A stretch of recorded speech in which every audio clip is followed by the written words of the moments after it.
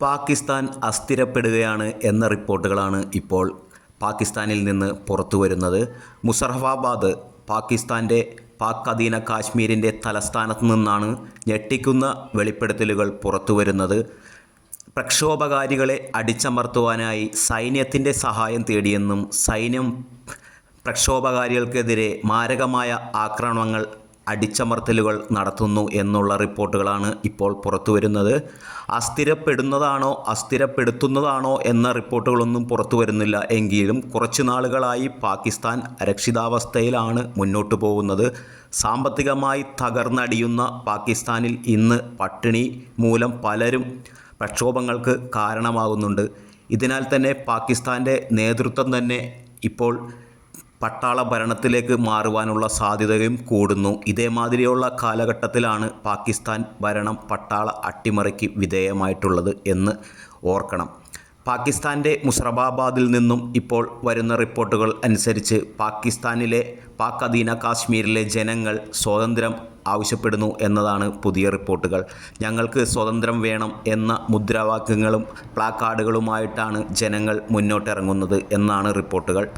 ആദ്യം തന്നെ ചെറിയ ചെറിയ പ്രക്ഷോഭങ്ങളായി ചെറിയ സ്ഥലങ്ങളിൽ മാത്രം നിലകൊണ്ടിരുന്ന ഇവർ ഇപ്പോൾ കഴിഞ്ഞ ഏതാനും ദിവസങ്ങൾക്കകം വൻ പ്രക്ഷോഭമായി തന്നെ മാറുകയാണ്. ഇവിടെ സൈന്യം ഇറങ്ങിയോടുകൂടി സൈന്യത്തിന് തന്നെ പിടിച്ചു നിൽക്കാൻ പറ്റാത്ത അവസ്ഥയാണ്. തെഹ്രീക്-ഇ-താലിബാൻ എന്ന പാക് താലിബാൻ ഗ്രൂപ്പ് വിഘടനവാദികൾക്ക് സപ്പോർട്ട് പ്രഖ്യാപിച്ചിരിക്കുന്ന ഒരു കാഴ്ചയും ഇവിടെ നിന്ന് കാണാം. സ്വാതന്ത്ര്യം വേണം എന്നാണ് ഇവരുടെ മുദ്രാവാക്യം. പാകിസ്ഥാനിൽ നിന്നും സ്വാതന്ത്ര്യം വേണം, ഇതാണ് ആവശ്യം. വൻ അടിച്ചമർത്തലുകളാണ് നടന്നിരിക്കുന്നത്. പല ദിക്കിൽ നിന്നും പല രീതിയിലുമുള്ള സപ്പോർട്ടുകളും ഈ ഗ്രൂപ്പുകൾക്ക് ലഭിക്കുന്നുണ്ട് എന്നതാണ് വസ്തുത. ഇന്ത്യയുടെ ഭാഗത്തു നിന്ന് പ്രതികരണമൊന്നും ഉണ്ടായിട്ടില്ലെങ്കിലും സസൂക്ഷ്മം നിരീക്ഷിക്കുകയാണെന്ന റിപ്പോർട്ടുകളാണ് പുറത്തു വരുന്നത്. കാരണം താലിബാൻ പോലുള്ള സംഘടനയുടെ കയ്യിൽ പാക് അധീന കാശ്മീർ പെട്ടുപോയി കഴിഞ്ഞാൽ പിന്നെ അതിൻ്റെ ഒരു ദുരന്ത വശമായിരിക്കും അത് എന്നാണ് ഭാരതത്തിൻ്റെ നിലപാട് എന്നാണ് അറിയുന്നത്. ഈ സാഹചര്യം മുതലാക്കി തന്നെ പാക് അധീന കാശ്മീർ ഇന്ത്യയുടെ ഭാഗമാക്കുവാനുള്ള ശ്രമവും ഒരുപക്ഷെ നടന്നേക്കാം എന്ന റിപ്പോർട്ടുകളും അനൗദ്യോഗികമായി തന്നെ പുറത്തു വരുന്നുണ്ട്.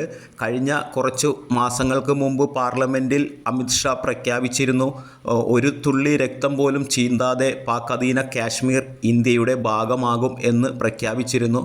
ഇത് ഏകദേശം ആ ഒരു പ്രഖ്യാപനത്തോട് അനുകൂലമായ രീതിയിലാണ് ഇപ്പോൾ മുന്നോട്ട് പോകുന്നത്. കാലങ്ങളായി തന്നെ പാകിസ്ഥാനിൽ സംഭവിക്കാത്ത സംഭവ വികാസങ്ങളാണ് സംഭവിച്ചുകൊണ്ടിരിക്കുന്നത്. അജ്ഞാതന്മാരിൽ പലരും കൊല്ലപ്പെടുന്ന ഒരു കാഴ്ച, പല വിഘടനവാദങ്ങളും തലപൊക്കുന്ന ഒരു കാഴ്ച, സാമ്പത്തിക അസമത്വം, സാമ്പത്തികമായി കൂപ്പുകുത്തൽ. കഴിഞ്ഞ ദിവസം വന്ന റിപ്പോർട്ടിൽ പാകിസ്ഥാൻ കഞ്ചാവ് കൃഷി പ്രോത്സാഹിപ്പിക്കുന്നു എന്ന വാർത്തകളും പുറത്തു വന്നിരുന്നു. ഇത് പാകിസ്ഥാൻ്റെ ദാരിദ്ര്യത്തെയാണ് കാണിക്കുന്നത് എന്നാണ് വസ്തുത. ഏതാണ്ട് പാക് അധീന കാശ്മീർ ഭാരതത്തിൻ്റെ ഭാഗമാകാനുള്ള എല്ലാ നടപടികളും നടക്കുന്നു എന്നതാണ് മറ്റൊരു വസ്തുത പുറത്തു വരാത്തത്. ഏതായാലും ഇങ്ങനെ ഒരു സാഹചര്യത്തിലെ കാശ്മീരിനെ ഇന്ത്യയുടെ ഭാഗമാക്കുവാനായിട്ട് സാധിക്കുകയുള്ളൂ എന്നതാണ് രീതി.